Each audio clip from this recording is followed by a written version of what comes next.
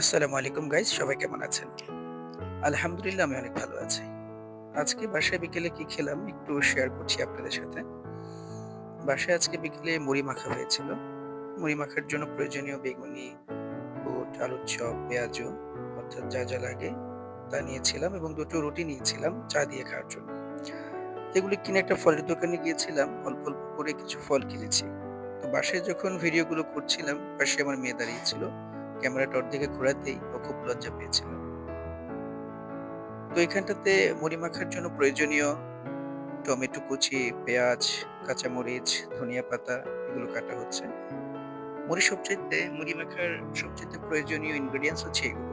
কারণ এগুলোই মুড়ির স্বাদকে বাড়িয়ে তোলে।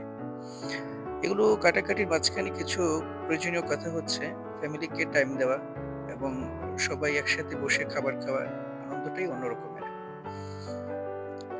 কারণ এই মুহূর্তগুলোই স্পেশাল হয়ে থাকে।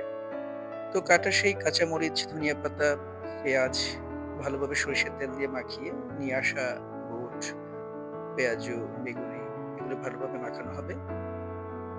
এগুলো ভালোভাবে মাখিয়ে মুড়ি দিয়ে মাখানো উপাদানগুলোকে ভালোভাবে মিক্স করা হচ্ছে।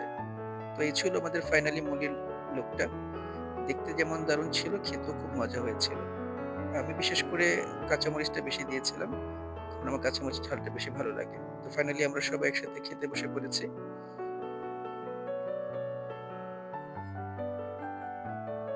মুড়ি মাখাটা অনেক মজা হয়েছিল। ফারিহা মরিচগুলো বেছে খাচ্ছিল। তো সবাই আমাদের ভিডিওটা দেখবেন, আমাদের পাশে থাকবেন। আল্লাহ হাফেজ।